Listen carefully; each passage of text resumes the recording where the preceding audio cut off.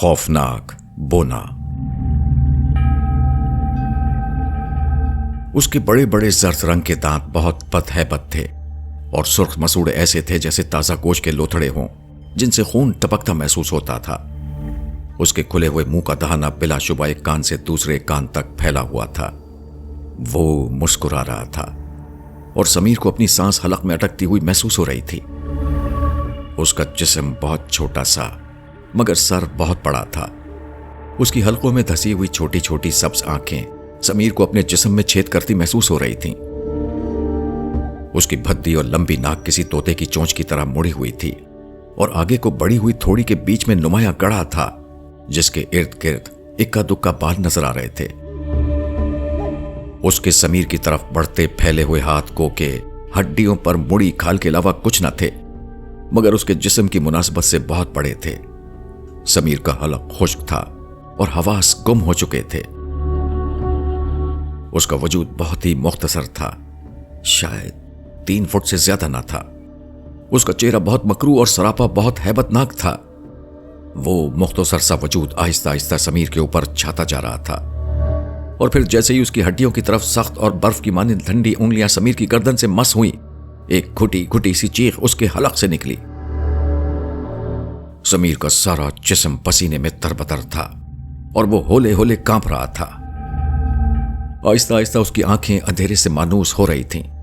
उसे यह एहसास हो चुका था कि उसने एक भयानक ख्वाब देखा था मगर वो अभी तक सपने के शहर से निकलने की कोशिश कर रहा था। आखिरकार उसके हवास कुछ बहाल हुए तो उसने हाथ बढ़ाकर बेड साइड स्विच दबाकर ट्यूबलाइट ऑन की। उसकी सांसें अभी तक तेज तेज चल रही थीं। वो उठकर बैठ गया। कमरे में रोशनी फैलने से वो जल्द ही नॉर्मल हो गया। समीर ने घड़ी देखी तो सुबह की नमाज का वक्त हो चुका था, यानी उसके उठने का वक्त भी हो गया था। समीर पाबंदी से नमाज पढ़ता था और रोज सुबह फजर के वक्त उठ जाया करता था। उसने उठकर खिड़की पर से पर्दे हटाए तो बाहर उजाला फैल रहा था। गो के इस खौफनाक ख्वाब का मंजर अब भी समीर के जहन में मौजूद था मगर अब ख्वाब खत्म हो चुका था। समीर ने एक जोरदार अंगड़ाई ली और सुबह के उजाले के फैलने का खूबसूरत मंजर देखने लगा। अब मैं डरावनी कहानियां नहीं पढ़ूंगा, समीर ने सोचा। यह यकीनन कहानी का असर था जिसका तर्जुमा उसकी अम्मी ने उसे सुनाया था, जो दरअसल उसके बड़े भाई की किताब थी जिसमें अमेरिका की रिवायती कहानियां थीं। उन्हीं में यह एक बोने की कहानी थी जो समीर ही के इसरार पर उसकी अम्मी ने उसे सुनाई थी, जिसमें खौफनाक बोने का किरदार था जो बाहर लेप्रिकॉन के नाम से मशहूर था, जिसके पास एक सोने की अशरफियों की हांडी थी जिसकी वो जान से ज्यादा हिफाजत करता था। उसका कद बमुश्किल 3 फुट था। उसके हाथ और सर बहुत बड़े थे। उसकी आंखें सब्ज थी और शक्ल और हुलिये से वो बहुत डरावना था। उसे बहुत से जादू आते थे और वो जालिम और सफाक भी था। बच्चों को पकड़कर अपने साथ जंगल में ले जाता था और उन्हें मार डालता था। समीर की अम्मी ने उसे यह भी बताया था कि जो बच्चे बदतमीज होते हैं और बड़ों का कहना नहीं मानते, उन्हें खास तौर पर वो खौफनाक बोना पकड़कर ले जाता है। समीर के दिल में उस बोने का खौफ वाकई बैठ गया था। यही वजह थी कि आज ख्वाब में भी उसे वही नजर आया था। समीर 6ठी क्लास का तालिबे इल्म था, बहुत ज़हीन और समझदार, अपनी उम्र के बच्चों से कहीं ज्यादा बाहिम्मत और बहादुर। मगर इसके बावजूद यह हकीकत थी कि पुरस्कार बोने का खौफ उसके दिल में बैठ गया था। गो के वक्ती तौर पर समीर ने उस ख्याल को अपने जहन से झटक दिया था और अपने ख्वाब का किसी को इल्म भी नहीं होने दिया। शाम को टीवी लाउंज में सब घर वाले बैठे हुए थे। समीर अपनी अम्मी के साथ बैठा हुआ था। अम्मी, क्या वाकई वो खौफनाक बोना बच्चों को पकड़कर ले जाता है? समीर ने अम्मी से पूछा। हाँ, मगर सिर्फ बच्चों को। अम्मी ने उसके सर पर हाथ फेरा। और उन्हें खा भी जाता है? भाईजान ने भारी आवाज में लुकमा दिया तो एक लम्हे के लिए समीर के जिस्म में सनसनी सी लहर दौड़ गई और वो काफी देर इसी बारे में सोचता रहा। इस दफा वीकेंड गुजारने के लिए समीर की फैमिली ने जिस जगह का इंतखाब किया था वो बहुत पुरफजा मकाम था। आबादी से हटकर पहाड़ों के दामन में एक छोटी सी वादी थी। उससे थोड़ा सा हटकर हरे भरे गंजान दरख्तों का सिलसिला था जो पहाड़ों तक चला गया था और यूं यहां पहाड़ भी सरसब्ज नजर आते थे। अच्छी बात यह थी कि वो जंगल महफूज था, खतरनाक जानवरों से पाक। समीर को खुशी इस बात की थी कि वो अकेला नहीं था, बल्कि उसके बहुत से कजन उसके साथ थे। वो बहुत से खानदान मिलकर आए थे और पुराने तर्ज का बना हुआ मगर बड़ा सा रेस्ट हाउस उन्होंने किराए पर लिया था। वो बहुत पहले जब वो घर बना होगा तो इस मकसद के लिए नहीं होगा, मगर अब वो रेस्ट हाउस के तौर पर ही इस्तेमाल होता था। उसके अकब में एक बहुत बड़ा लॉन था। सामान वगैरह अंदर रखने के बाद उस वक्त सब लोग उसी लॉन में बैठे चाय पी रहे थे। बड़े तो कुर्सियों पर बैठे हुए थे, मगर बच्चे नीचे घास पर थे। दोपहर का वक्त था, मगर मौसम शहर की एक खूबसूरत शाम से भी कहीं बेहतर था। हल्की हल्की धूप थी, आसमान पर बादल छाए हुए थे और बड़ी दिलकश हवा चल रही थी। चाय के बाद सबने थोड़ी देर आराम करने का फैसला किया, क्योंकि वो सफर करके कुछ देर पहले ही यहां पहुंचे थे। थोड़ी देर बाद तमाम बड़े आराम करने के लिए लेट गए, मगर घर से निकलने के बाद बच्चे कहां आराम करने वाले थे। चुनाचे बड़ों के लेटने के थोड़ी ही देर बाद तमाम बच्चे बाहर निकल आए और दरख्तों के झुंड के साए में खेलने लगे। थोड़ी देर के बाद रमीज चीखा, तुमने बेईमानी की है। उसका इशारा समीर की तरफ था। समीर को बहुत बुरा लगा, क्योंकि उसके ख्याल में उसने कोई बेईमानी नहीं की थी, जबकि रमीज समीर का चचाजाद अपनी बात पर बसित था। नतीजतन समीर नाराज हो गया। मैं नहीं खेलता। उसने गेंद जमीन पर फेंक दी और दरख्तों के साथ साथ यूं ही अंदर की तरफ चल दिया। कुछ देर तो बच्चे उसे देखते रहे कि शायद वापस आ जाए। नैला ने उसे पुकारा भी था, मगर वो बच्चा ही क्या जो रूठ कर फौरन मान जाए। समीर चलता रहा। रहने दो इसे, खुद ही वापस आ जाएगा, रमीज ने कहा। मगर ये जा कहां रहा है? सानिया कहने लगी। जाना कहां है? साकिब ने कहा। वो देखो, वो उस बड़े दरख्त की दूसरी तरफ जाकर बैठ गया है। वो चाहता था कि हम उसे जाकर मनाएं, नैला ने कहा। हाँ, मगर हम क्यों जाएं? हमारी गलती तो नहीं है, सानिया बोली।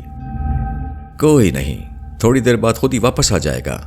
हम क्यों अपना खेल खराब करें? साकिब के कहने पर खेल दोबारा शुरू हो गया, क्योंकि सभी खेलने के लिए सख्त बेचैन थे। थोड़ी देर में ही वो सब कुछ भूलकर खेल में पूरी तरह मसरूफ हो चुके थे। समीर उस घने दरख्त के चौड़े तने के साथ टेक लगाकर बैठा हुआ था। उसका खेल छोड़ने का कोई इरादा ना था, मगर अब चूंकि वो आ ही गया था, इसलिए उसका ख्याल था कि कोई ना कोई उसे बुलाने जरूर आएगा। थोड़ी देर तक कोई ना आया तो उसने गर्दन घुमाकर उधर देखा जहां सब खेल रहे थे।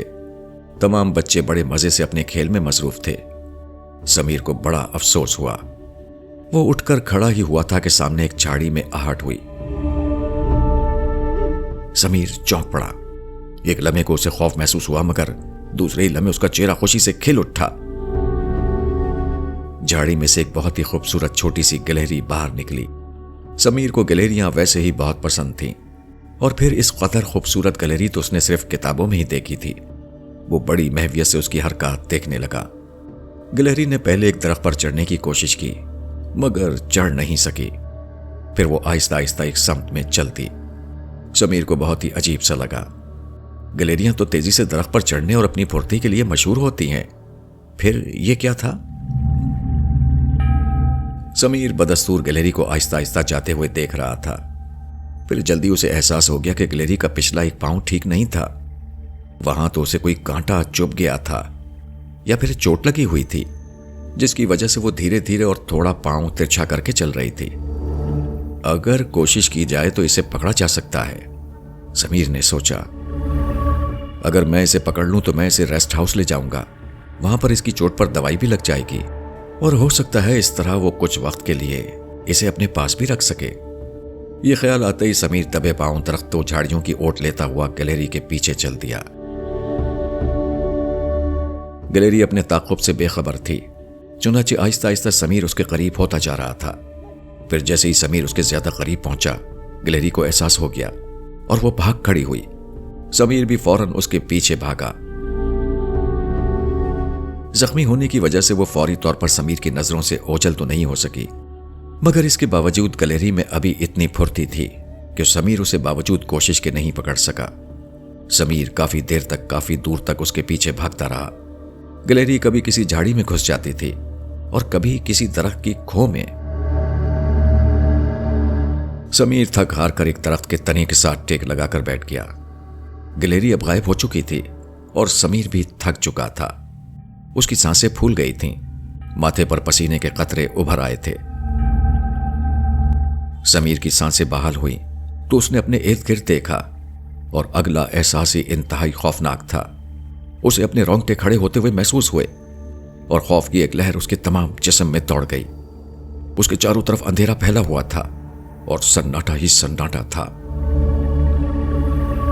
अभी थोड़ी देर पहले जब वो जंगल के किनारे खेल रहा था तो हर तरफ उजाला था। दोपहर का वक्त था और बड़ी रोशन और चमकीली धूप हर तरफ फैली हुई थी। उसे अपने साथियों से अलग हुए अभी मुश्किल से आधा घंटा भी नहीं हुआ था और इस वक्त हर तरफ अंधेरा फैला हुआ था। समीर ने कलाई घड़ी पर नजर डाली। अभी 2 बजे थे, मगर दूसरे लम्हे उसके तमाम जिस्म में सनसनी सी लहर दौड़ गई। घड़ी की सुइयां साकित थीं, यानी घड़ी काम नहीं कर रही थी। उसने अपने चारों तरफ देखा। अंधेरा भी इतना तारीक नहीं था कि बीनाई काम ना करे। उसके इर्द गिर्द फैले हुए बड़े बड़े 3 तनावर दरख्तों की घनी और बेरब्त शाखों ने उसके ऊपर से आसमान को तकरीबन गायब कर दिया था। यानी वो इस वक्त जंगल के उस घने हिस्से में था जहां सूरज की किरणें बमुश्किल पहुंच पा रही थीं। उसने चारों तरफ गौर से देखा तो सब कुछ गैर मानूस सा था। बड़े बड़े दरख्त उसके चारों तरफ बदमस्त देवों की तरह झूम रहे थे। खुदरा पौधों की बहुतात थी और जंगली झाड़ियां यूं सरसरा रही थीं जैसे उनमें से अभी कोई जीरो बाहर निकल आएगी। समीर को रास्ते का कोई एहसास नहीं रहा था। चारों तरफ एक जैसा ही जंगल था।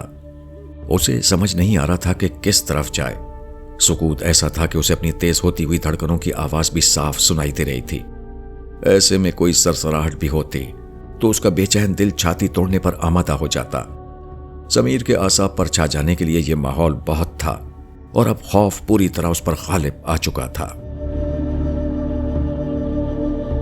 अचानक समीर को यूं लगा जैसे उसके दाएं पांव में कोई चीज चुभी और साथ ही शदीद जलन का एहसास भी हुआ हो।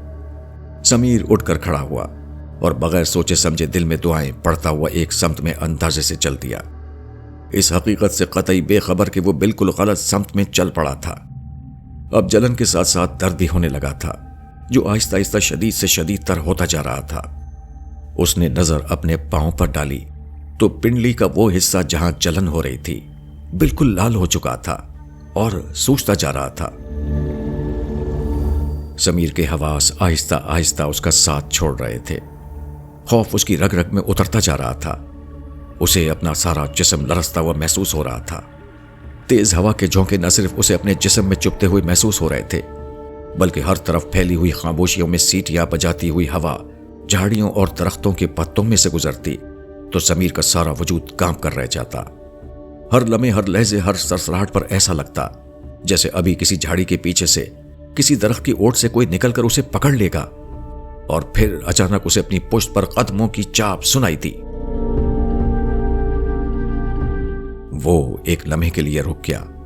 कोई आहिस्ता आहिस्ता उसकी तरफ बढ़ रहा था। बड़ी अजीब व गरीब सी चाप थी।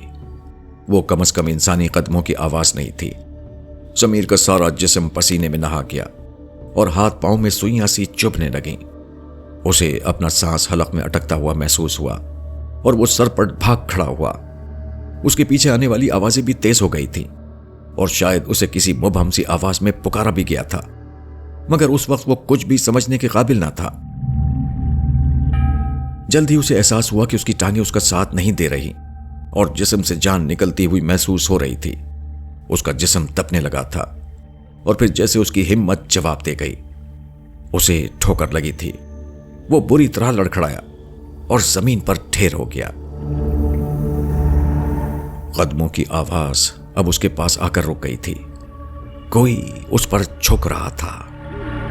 समीर का सारा जिस्म शल हो चुका था और पांव में शदीद टीसें उठ रही थीं। जिस्म तप रहा था और वो बुरी तरह पसीने में तरबतर था। समीर ने हिम्मत करके आखिरकार सर उठाकर अपने ऊपर झुकते हुए वजूद पर एक नजर डाली और एक घुटी घुटी सी चीख उसके हलक से निकली। उसे लगा जैसे उसका दिल उसका सीना फाड़कर बाहर निकल जाएगा। वही छोटी छोटी गहरे हलकों में धसी हुई सब्ज आंखें उसे घूर रही थीं। मुड़ी हुई नाक और थोड़ी वाले मकरू चेहरे और बड़े से सर वाले हैबतनाक बोने का मुख्तसर वजूद उस पर झुक रहा था। उसके होंठ बड़े खौफनाक अंदाज में हिल रहे थे, मगर समीर के मुंतशिर हवास इन अल्फाज की तशरीह करने से कासिर थे। उसकी बारीक उंगलियों वाले बड़े बड़े हाथ समीर की तरफ बढ़ रहे थे। समीर जानता था कि इस दफा यह ख्वाब नहीं, हकीकत है।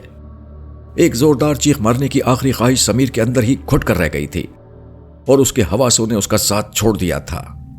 उसकी निगाहों के आगे मुकम्मल अंधेरा छा गया था। बच्चों को काफी अरसे बाद इस तरह बाहर मिलकर आजादाना खेलने का मौका मिला था। वो अपने खेल में इतने मगन थे कि उन्हें वक्त का एहसास ही नहीं था और शायद समीर का ख्याल भी उनके जहन से निकल गया था। कोई 3 बजे का वक्त था जब नाइला अचानक खेलते खेलते रुक गई। समीर अभी तक वापस नहीं आया? उसने कहा। उसकी बात सुनकर सभी चौंक कर रुक गए। हाँ, वाकई अब तो काफी देर हो गई है। साकिब ने घड़ी पर नजर डाली। कहीं दरख्त के साथ बैठे बैठे सो ही ना गया हो, सानिया ने कहा। बहरहाल काफी देर हो गई है, अब हमें उसे मनाकर ले आना चाहिए, रमीज ने कहा। उसे अब अफसोस हो रहा था। चुनाचे तमाम बच्चे उस दरख्त की तरफ चल दिए जिसके पीछे समीर जाकर बैठा था, मगर अब समीर वहां नहीं था। जरूर कहीं घूमने फिरने निकल गया होगा, साकिब कहने लगा। चलो फिर उसे ढूंढें। तकरीबन 1 घंटे तक सब मिलकर समीर को ढूंढते रहे, उसे आवाजें देते रहे, मगर बेसुध। वहां पर जाकर वो रुक गए थे जहां से जंगल घना होना शुरू हो जाता था और जहां रोशनी भी कम हो जाती थी। अब क्या करें? सानिया ने थक कर कहा। अब सभी परेशान नजर आ रहे थे। हमें वापस चलकर रेस्ट हाउस में सबको बताना चाहिए। साकिब की बात से सबने इत्तेफाक किया और वापस चल दिए। समीर के गुम होने की खबर सुनकर पहले तो सभी परेशान हो गए, मगर रेस्ट हाउस के चौकीदार ने तसल्ली दी। परेशान होने की कोई बात नहीं, बच्चा कहीं जंगल में भटक गया होगा, मगर वहां पर कोई ऐसे खतरे वाली बात नहीं है, जल्दी वो मिल जाएगा। चुनाचे थोड़ी ही देर बाद चौकीदार की रहनुमाई में समीर के अब्बू और अंकल उसे ढूंढने के लिए निकल खड़े हुए। समीर ने आंखें खोली तो उसके सर में हल्का हल्का सा दर्द हो रहा था। वो खुरदुरे फर्श पर बिछी हुई एक चटाई पर लेटा था। उसके सर के नीचे शायद पत्तों का तकिया था। उसे अपने इर्द गिर्द पथरीली जमीन और दीवारें नजर आ रही थीं। वो अभी सोच ही रहा था कि वो कहां है और कैसे यहां आया है। उसे अपने सराहने आहट महसूस हुई। उसने सर घुमाकर उधर देखा तो उसके मुंह से चीख निकल गई। वही खौफनाक बोना उसके सराहने बैठा हुआ था। समीर को एकदम सब कुछ याद आ गया था। वो खौफ के मारे उठकर भागना चाहता था, मगर बोने ने उसे शाने से पकड़ लिया। फिर एक बारीक सी आवाज उसके कानों से टकराई। डरो नहीं, मैं तुम्हें कुछ नहीं कहूंगा। उसके इशारे पर समीर खुरदरी दीवार से टेक लगाकर बैठ गया। बोने ने कुछ केले समीर की तरफ बढ़ाए। लो, ये खा लो। समीर ने डरते डरते केले ले लिए। तो तुम लेब्री कौन हो? समीर ने खौफजदा आवाज में पूछा। उसके सवाल पर वो बोना हैरत से समीर का मुंह तकने लगा। वही खौफनाक बोना जो बच्चों को पकड़ लेता है और खा जाता है, समीर ने हिम्मत करके कहा। समीर की बात पर एक तल्ख सी मुस्कुराहट बोने के चेहरे पर उभर आई। बोना तो मैं हूं, क्योंकि मेरा कद बहुत छोटा है और शायद देखने में बहुत बदसूरत और खौफनाक भी, मगर ना तो मैं बच्चों को मारता हूं और ना ही उन्हें खाता हूं। उसकी आवाज बड़ी बारीक और अजीब सी थी। तो समीर हैरत से उसे देख रहा था। तो ये कि मैं कोई भूत या अफरीत नहीं हूं जो तुम्हें नुकसान पहुंचाऊं। तुम्हारी ही तरह का एक इंसान हूं, मगर कुदरत की मर्जी कि उसने मुझे बहुत छोटा और बदसूरत बना दिया है। बोने ने पथरीली छत की तरफ ऐसे देखा जैसे शिकवा कर रहा हो। समीर ने अब गौर से उसके सरापे का जायजा लिया। वो वाकई एक आम इंसान की तरह था, बस कद बहुत छोटा था और यही वजह थी कि जिस्म की मुनासबत से सर और हाथ पांव बहुत बड़े दिखाई देते थे। उसकी नाक और होंठ बहुत ही भद्दे थे और दाढ़ी की जगह सिर्फ चंद बाल थे। पहली बार देखने में वो बहुत ही अजीब सा लगता था। और यही वजह थी कि समीर के जहन में पहले से जो खौफनाक बोने का तसव्वुर था वो पहली नजर में बिल्कुल वैसा ही लगता था। समीर का खौफ अब काफी हद तक कम हो गया था। उसने इर्द गिर्द का जायजा लिया। ये कोई गारनुमा जगह थी जहां फर्श पर चटाइयां बिछी थीं और इधर उधर कुछ मामूली सा जरूरत का सामान पड़ा था। तुम यहां रहते हो? समीर ने पूछा। हाँ, ये मेरा घर है। क्यों? समीर ने पूछा। बस मुझे अकेले रहना अच्छा लगता है। दरअसल पहले मैं यहां से काफी दूर एक कस्बे में रहता था, मगर वहां लोग मुझे तंग करते थे, मजाक उड़ाते थे और बच्चे मुझसे डरते थे। चुनाचे मैं सबको छोड़कर यहां आ गया हूं। यहां पर मैंने सब्जियां उगाई हैं, फलों के दरख्त भी हैं और कभी कभी मैं दरख्तों की खाल और सख्त पत्तों से चटाइयां भी बनाता हूं और पहाड़ के दूसरी तरफ के कस्बे में जाकर बेच देता हूं और अपनी जरूरत की कोई चीज खरीद कर ले आता हूं। फिर यकयक समीर को जैसे कोई ख्याल आया। तुम मुझे यहां क्यों लाए हो? तुम्हारे पांव में जहरीला कांटा चुभ गया था, तुम बेहोश हो गए थे। समीर ने फौरन अपनी पिंडली की तरफ देखा। वहां हल्की सी सूजन और सुर्खी थी, मगर दर्द और जलन खत्म हो चुकी थी। तुम फिक्र ना करो, मैंने मरहम लगा दिया था, अब ये बिल्कुल ठीक है। मैं कितनी देर तक सोता रहा हूं? समीर ने पूछा। घड़ी तो मेरे पास नहीं है, मगर तकरीबन 1 घंटा हुआ होगा, बोने ने जवाब दिया। अचानक समीर को अपने घर वालों का ख्याल आया। मेरे घर वाले परेशान हो रहे होंगे। वो उठकर खड़ा हो गया। आओ मैं तुम्हें जंगल से बाहर का रास्ता दिखा दूं, बोने ने कहा। फिर वो दोनों चलते चलते जंगल से बाहर निकल आए। थोड़ी ही दूर आने के बाद समीर को अपने अब्बू की आवाज सुनाई दी। वो उसे पुकार रहे थे। मेरे अब्बू मुझे ढूंढ रहे हैं, समीर ने कहा। ठीक है, मैं चलता हूं, बोने ने कहा, मगर मेरा किसी से जिक्र मत करना। ठीक है, समीर कहने लगा। और हां, अपने दोस्तों और साथियों को बताना कि जरूरी नहीं कि हर बदसूरत और खौफनाक दिखाई देने वाली चीज खतरनाक और नुकसानदेह भी हो। जाते जाते बोने ने समीर से हाथ मिलाया तो समीर को एहसास हुआ कि वो बड़े बड़े भद्दे हाथ बड़े नर्म और गर्मी का एहसास लिए हुए थे। दोबारा समीर के अब्बू की आवाज आई तो समीर ने जवाब में उन्हें पुकारा और वो जल्द ही अपने वालिद और अंकल के साथ रेस्ट हाउस की तरफ जा रहा था। रात को समीर सोने के लिए बिस्तर पर लेटा तो अम्मी ने प्यार से उसका माथा चूमते हुए कहा, मेरा बेटा जंगल में गुम हो गया था, डर तो नहीं लगा था? नहीं अम्मी, वो जिस खौफनाक बोने की कहानी आप सुनाती थी ना, वो तो बहुत अच्छा आदमी था। अम्मी ने पहले तो हैरत से समीर की तरफ देखा और फिर उसके सर पर हाथ फेर कर कहा, अच्छा सो जाओ बेटा, तुम थक गए होगे। समीर ने आंखें बंद कर लीं। वो और कुछ नहीं कहना चाहता था, अलबत्ता एक बात का उसे यकीन हो गया था कि बचपन में सुनी हुई हर कहानी सच्ची नहीं होती।